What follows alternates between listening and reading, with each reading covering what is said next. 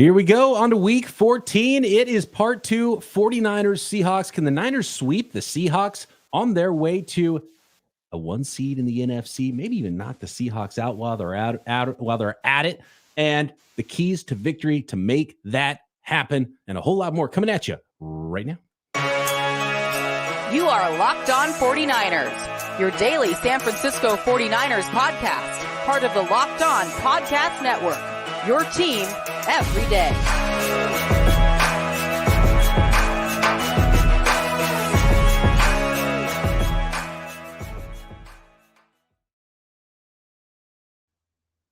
Welcome to Locked On 49ers. Brian Peacock and Eric Crocker at BD Peacock at Eric_Crocker. Thanks everybody for making us your first listen right here on the Locked On Podcast Network, your team every day. Big ups to the everydayers out there. Subscribe on YouTube and everywhere you get your podcast. Today's episode is brought to you by PrizePicks, the easiest and most exciting way to play daily fantasy sports. Go to prizepicks.com/LockedOnNFL and use code all lowercase LockedOnNFL for a first deposit match up to $100.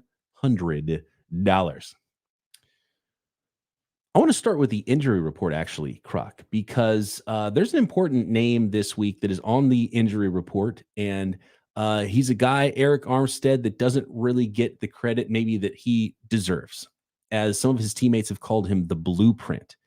And Arik Armstead is going to have an impact on this football game, and he has an impact on the team beyond what he does on the field. And he was also nominated this week as the 49ers nominee, I think for the 4th straight year, for the Walter Payton Man of the Year award. So I wanted to shout out Arik Armstead at the top of the work he does in the community, in Sacramento area. And as Randy Gregory called him, the blueprint on that 49ers defense. And he's the longest tenured San Francisco 49er right now, going back to a draft pick in the Trent Baalke era. And all the work he does off the field, but also the mentorship that he's provided Nick Bosa and Javon Kinlaw. There was a video of that the 49ers put out there of the defensive meeting room when it was announced that Arik Armstead was the nominee for the 49ers for the Walter Payton Man of the Year award. And a bunch of 49ers players and defensive linemen chimed in and said some things. And what really struck me was what Javon Kinlaw said and how much he owes to Arik Armstead. And Kinlaw had one of his biggest games of the year last year, and he's going to need to do that again because Arik Armstead is going to be out. He's got that knee injury. He's got a foot injury as well. Doesn't look like it's a long-term injury, but might miss Arik Armstead for a couple of weeks. So you got second-year guy Kalia Davis, who got his first sack last week, more of an effort sack on that one, but still really cool to see Kalia Davis in there. And Arik Armstead is kind of the forgotten man on the 49ers defensive line, sort of a rotational guy, and he's going to have a bigger role this week. And so Arik Armstead still impactful with what he teaches those guys on the field. And just another congratulations to Arik Armstead and all the work he does off the field as well. I thought that was awesome, man. Just, hearing how his teammates, spoke about him. And when this is all said and done, he's not playing football anymore. The things that you remember the most is, your relationships in the locker room conversations. So just to know that your teammates held you to such a high, regard, I think that was pretty cool. And you saw him get a little emotional, a little teary-eyed a little bit. And some of the guys being teary-eyed, just talking about him. So, yeah, more than football and what he's been as a 49er throughout his career and off the field. I've seen him out here at camps in Stockton where, we do an annual one in Stockton every year. And, he came down and helped out and talked to the kids and everything like that. Such a really good guy. Fantastic stuff there. The rest of the injury report here for the San Francisco 49ers, Spencer Burford still not practicing with a knee injury. Ross Dwelly, ankle injury. Darrell Luter has a hamstring, which is kind of classic, right? You're out all year because of one injury, and it happens to rookies so often, and all of a sudden you get back on the field, and now you pull a hammy. And so Darrell Luter not practicing on Thursday with a hamstring injury. Ray McLeod's got a rib. And Elijah Mitchell popped up on the injury report this week with a knee injury, and Trent Williams, as he does, gets some days off throughout the week. So not an injury, but getting a vet day. And it looks like McLeod was downgraded from limited to not participating at all. So that doesn't look good for McLeod to get back in there this week. We saw Debo returning kicks last week. I don't know if that was just because of a big game and they wanted to get Debo back there. But we'll see who's returning kicks if McLeod is again out this week. for the 49ers. And with the Ross Dwelly injury, that does open up a spot. If it's bad enough injury for him to go on IR, it was reported, Croc, that free agent tight end Zach Ertz, who cleared waivers after being released by the Arizona Cardinals, the 49ers are one of the teams he's interested in going to, along with the Eagles. The Eagles are interested in everybody. They already brought in a linebacker since the last time the 49ers played them and cut one of their line. 53 got axed, Croc. That's what the 49ers did to that dude. He got cut. They brought in Shaq Leonard there on the Eagles defense. I actually want to talk a little bit about the Eagles-Cowboys game, which has huge implications for the 49ers as well this week and our rooting interests there. But yeah, maybe Zach Ertz tight end too for the 49ers. So we'll see if a vet tight end is brought in by the team. And I'm sure injuries there will have a little bit more to do with it. The 49ers are super interested in going hard after Zach Ertz. We talked a little bit about that when the news first came out. Would he be someone that fits in with the 49ers? And, schematically, what does he do that the 49ers would really like from the tight end too? I can't be certain about that, but I just think just having that type of player, a veteran that has played in, multiple offenses, what he can bring, he sure in the hell can't be any worse than what they're getting from the others at the tight end position. So I would love to see a guy like Zach Ertz come and be able to contribute, especially for a late postseason push. Just add a little bit more of that veteran presence that you're getting to kind of go along with this team. That's a signing that I would really like to see them push for. Yeah, no doubt. Was it Jordan Reed? Jordan Reed was like kind of the last tight end too. I was kind of excited about with the 49ers. I was like, man, I can't wait to watch him. And he was kind of banged up. He played and he missed time. And I don't even know if him and George Kittle really got to play together because they kept getting hurt at different times during that year. But I really would like to see Ertz as tight end too, and what he could bring, even if it's not a guy that's going to get 3 or 4 catches, but can you get the meaningful catch and understand what to do with it?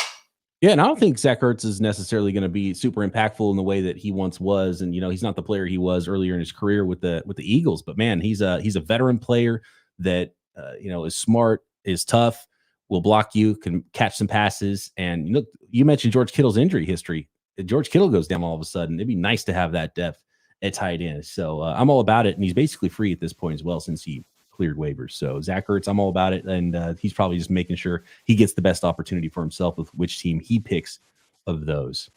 Which sounds like the 49ers. Yeah, if he wants a ring, that's the right team to choose. He's already got one though, right? Didn't he get one with the Eagles already? He was I'm pretty sure. Yeah, 2017. Yeah, he was still there. He doesn't need to go ring hunting. But yeah, he would be a nice fit for the team. No. You can never have too many rings. When they're introduced, when it's all said and done and he's retired, what sounds better? Super Bowl champion Zach Ertz is here to talk to the kids, or 2-time Super Bowl champion with the Philadelphia Eagles and the San Francisco 49ers, Zach Ertz. I like the 2-time one a little bit better. Especially locally, right? The Stanford ties with him and Julie Ertz, right? So yeah, there you go. Had that Niners. Yeah, that Niners Super Bowl. That's a huge one, especially if you're going to be hanging around the Bay Area at all. So, yeah, let's go. Let's get that ring, Zach Ertz, 49ers style. Quest for 6. It's been going on too long. All hands on deck. Let's go. Another veteran that's already in-house, Croc, Logan Ryan. Ty Davis Price out. We'll get into that next. Keys to victory, what the 49ers have to do to win this one and sweep those Seattle Seahawks next. Today's episode of Locked On 49ers is brought to you by PrizePicks, daily fantasy sports made easy. PrizePicks is the most fun you're going to have playing fantasy football this season. And while you're having all that fun, guess what? You can win up to 25 times your money. And it couldn't be simpler. All you do is you select 2 or more players and you pick more or less on their projected PrizePicks stats. And then you place your entry and you can turn $10 into $250. And now with basketball season here, we got the combo bets at PrizePicks. This is really cool. The Specials League at PrizePicks is created specifically for combo projections that include 2 or more players between different sports. For example, NFL and NBA. Steph Curry plus George Kittle, combo of 10.5 3-pointers made and receptions. So go to prizepicks.com and get a deposit match as well with our promo code. prizepicks.com/LockedOnNFL or download the app and use code LockedOnNFL, all lowercase, for a first deposit match up to $100. Again, that's prizepicks.com/LockedOnNFL and use code LockedOnNFL for a first deposit match up to $100. PrizePicks, daily fantasy sports made easy.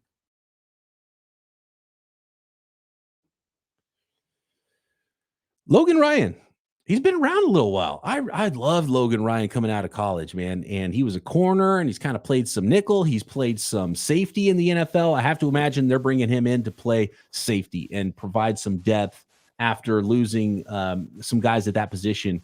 And Hufanga, Odom also out, and the 49ers playing a little bit of Isaiah Oliver as we projected here, Croc on Locked On 49ers. That's why you tune in every day to get that kind of knowledge before things happen.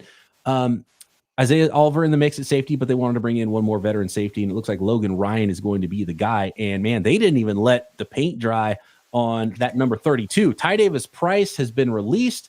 I have a feeling he might make it back to the practice squad. We'll see. But Ty Davis Price released, and they gave Logan Ryan at number 32 right away.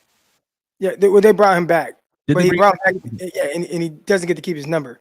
How often? Brutal. You come back and the number's already gone. Yeah, it's like, bro, he can't give him another number just to see if I clear waivers. Like, if you have an idea that you want to bring me back, and maybe it's the Elijah Mitchell kind of showing up on the injury report, maybe that has something to do with it.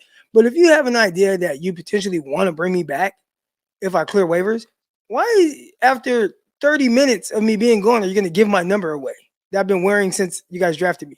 Waivers only last 24 hours, man. You just got to wait one day. That's brutal. No respect for Ty Davis Price. That shows you a little bit about how they feel about him. Yeah, exactly. So Logan Ryan, what's the Sky report? What do you think about Logan Ryan at this point in his career? You know, anytime I see a veteran signing, we just talked about Zach Ertz and really what Logan Ryan would be as well. Not someone that I would expect to be a staple in this defense. You have your guys, you have your secondary guys, but they clearly have some sort of an idea of how they want to use maybe another coverage guy. We saw Isaiah Oliver early in that game at the safety position. I immediately tagged you and said, oh, Peacock said it. Like, this is something that we might see down the line because he tackles well, doesn't cover great, but covers well enough to be a safety. I think that's something that Logan Ryan can come in and do as well. Can he be that third safety or that insurance guy, maybe come in and play special teams right now? I just don't think for this 49ers team, with where they're headed, you can have enough guys that just understand how to play winning football. Logan Ryan played years with the New England Patriots. Like, he understands what high expectations is. So veteran presence, veteran versatility. I think for me, that's where he comes in the hand, and that's what I like about him.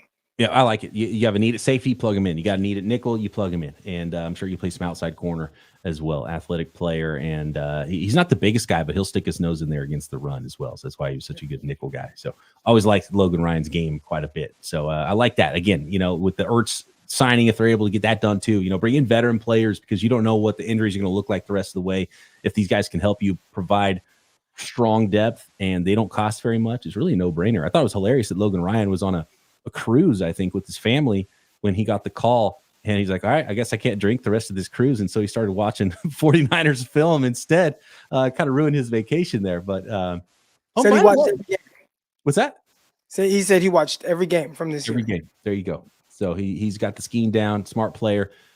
Speaking of guys on vacation, Robbie Gould, congratulations on your retirement. He's going to take a permanent vacation now from the NFL. I think it was his 41st birthday, and he said, well, no calls yet this year. It's December. I turned 41. That's it. I'm hanging him up.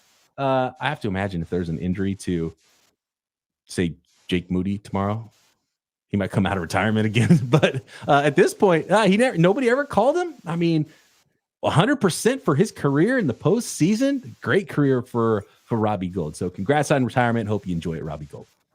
Really surprising that he just got 0 calls with how kicking is around the league. And again, I didn't see like this drastic fall off. Did he have the biggest leg later in his career? No, but I still feel like he was pretty automatic and trustworthy. And I feel like for kickers right now, there's still people questioning with Jake Moody. Like, okay, if it gets tight, you got to kick it to win the game. Like, will he make it? You don't have those questions about Robbie Gould. So I am surprised that he's still out there available and retiring because he can't find a home. Before we get a little bit deeper into some keys to victory, and look, we just saw this team a couple weeks ago in the Seattle Seahawks, and I think we could probably make a really easy short list of what the keys to victory are for the 49ers. If you're watching us on YouTube, you can see on the screen that says, don't beat yourself. That's a big one. Before we get to that, though, I've heard some interesting notions, Croc, about 49ers fans rooting interests for this Eagles-Cowboys game this week. And I've heard some people say this, Croc. They would say, we're Cowboys fans this week. And I'm like, no. You got to cool it with that talk. We're rooting against the Eagles this week. We're not Cowboys fans this week. I just want to make that clear for anyone out there. You got to get the wording right. You don't want to put those words together about Cowboys and fan. If you're a 49ers fan, you're rooting against the Eagles this week. That's what's happening. You're not a Cowboys fan this week or ever.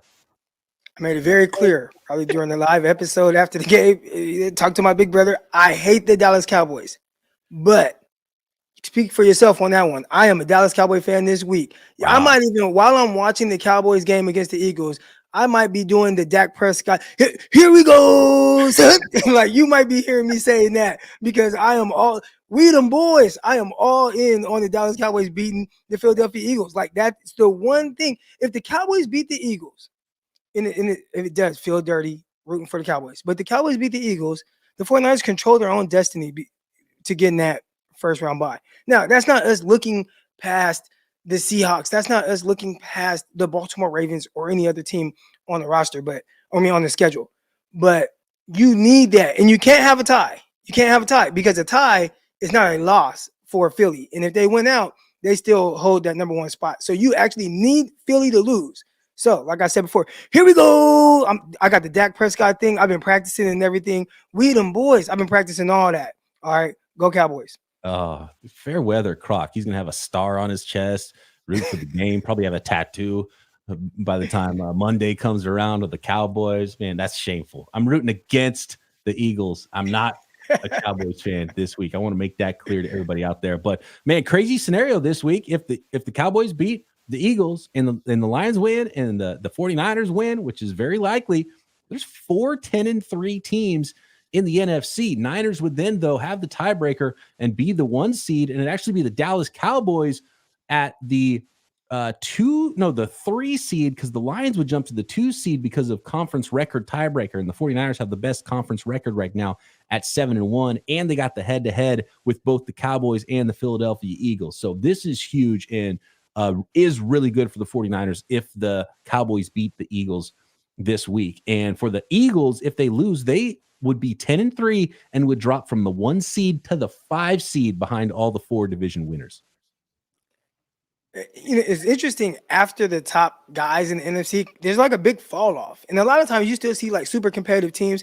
I mean, think about when the 49ers snuck in to the playoffs as like the 7th seed or 6th seed, whatever they were. Like, they were still like a 10-6 team, super competitive. After those 4 teams that you just mentioned, it kind of falls off a little bit and starts to get like weird territory with some of those bottom NFC teams, which kind of, I mean, those are the teams that don't have anything to lose, so they can be dangerous from that standpoint, but not teams that you're really fearing once they get into the postseason. Vieta says, if the boys beat the Eagles, does Dak take the lead on MVP? I think Dak already has the lead on MVP.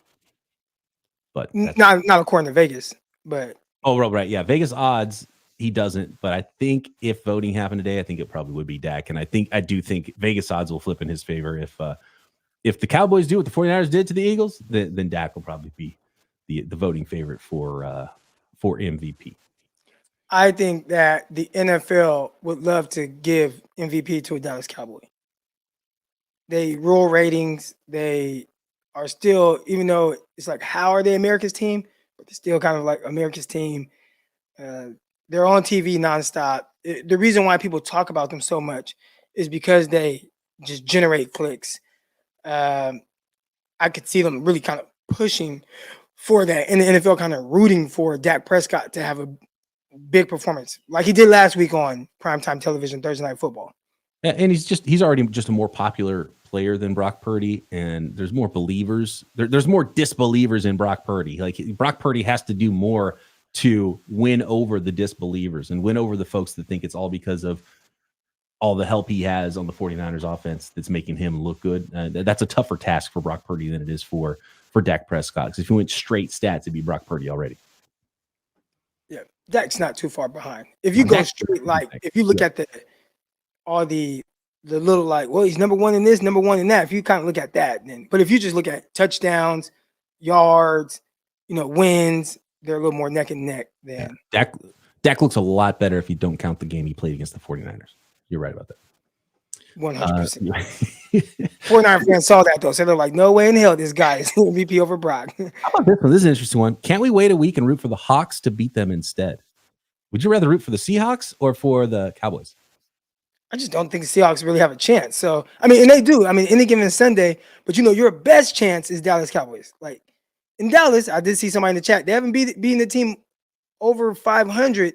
When they beat Seattle going into that game was over 500. The loss to Dallas brought them to 500. So, kind of trick a little play with words there, right there. But yeah, Seattle, I mean, they're not a bad team. They can win shoes. I mean, they're going to challenge the 49ers. So they definitely would challenge the Eagles, who have played in a lot of close games. Eagles, I mean, the Seahawks, they just challenged the Dallas Cowboys. The Cowboys had to score 41 points to win. Yep. The Seahawks are in a tough spot. They might end up being the best team that doesn't make the playoffs because they lose to the Niners. They're sub 500. If they can't get over the Eagles the following week, I mean, they're going to be behind the Packers, probably maybe behind the Rams. It's going to be tough. They'll be 2 games under 500, the Seattle Seahawks, potentially. And I don't love their chances to win both these weeks. And I really don't like the Seahawks' chances to win this week. And next, Croc, the keys to victory to make sure that does not happen next.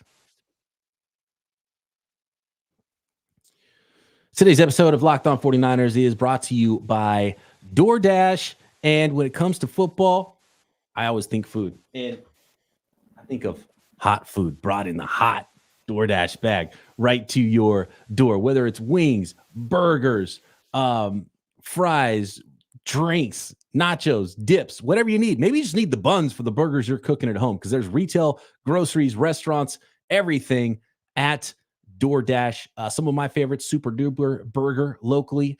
DoorDash that one. And if you're in San Francisco, you want the best wings in the city, across the street from old Kezar Stadium where the 49ers used to play, Kezar Pub, Bullet Bourbon Wings, DoorDash them and thank me later. And to our listeners, get 50% off up to $10 value when you spend $15 or more on your first order when you download the DoorDash app and enter code LOCKED23. Subject to change, terms apply. Don't forget to use code LOCK23 for 50% off up to $10 value on your first order when you download the DoorDash app and spend $15 or more. Subject to change, terms apply.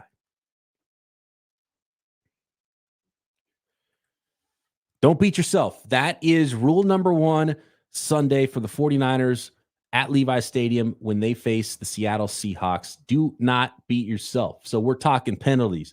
We are talking turnovers, right? Because you want to start building a story that tells the Seahawks as the winners, right? Like, what's that story look like? It starts with the 49ers fumbling the ball away. The pick 6 that Brock Purdy threw last week. You had to remind me about it. I forgot. You're like, we're talking about it off the air. Can't have pick 6. It's like, was there a pick 6 in that game? I thought they whipped up on the Seahawks. And I was like, oh, right.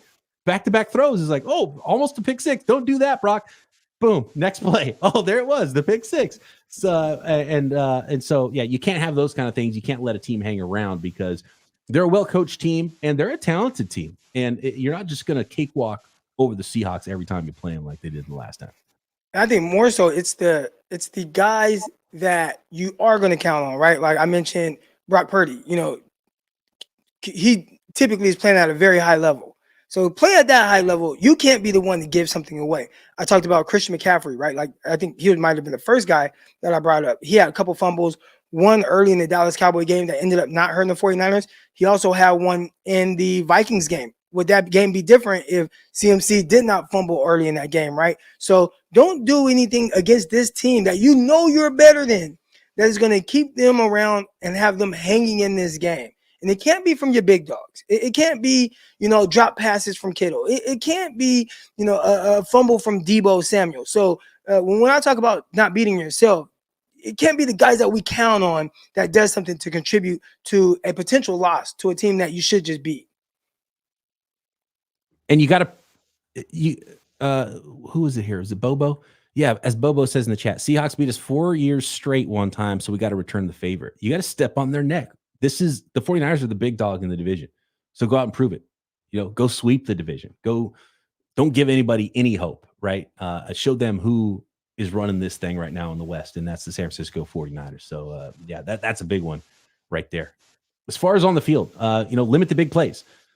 Charvarius Ward did an awesome job. I assume he's going to travel again with DK Metcalf. We saw DK Metcalf the next week come back and score 3 touchdowns, running 22.5 miles an hour down the field. There's just you can't forget how freaky that guy is. Gino can make some throws.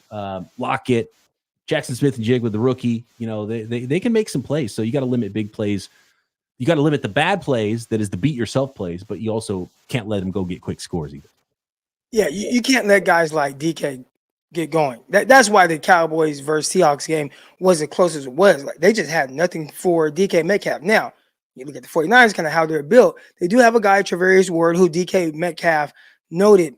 Any guy that follows me around for a lot of the game, I have a lot of respect for that. And the Cowboys had Bland on them clearly early on. They said, you know what?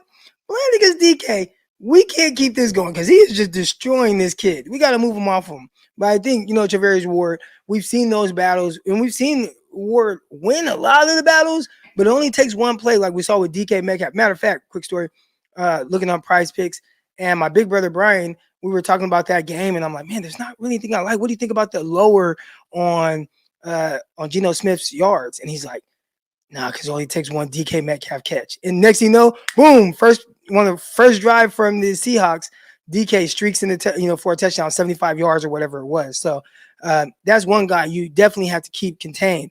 Do not allow that big game. Play a little. I know everybody wants to play a little tighter on things, but maybe the safeties play a little deeper when you got DK there and kind of limit that big playability.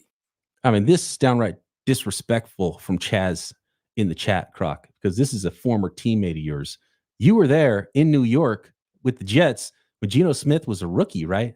Chaz says Gino Smith is 57 years old. That makes Croc's that means Croc's about 60 years old. I mean, that's just, come on, Chaz. That's hurtful. Yeah, I was a couple, 2-3 years older than Gino, I think. Because I was an older rookie coming from Arena League. It's messed up. Yeah, come on, Chaz. Gino, I will say, definitely a different version of Gino that I've seen. Now, I haven't been around him in years, clearly.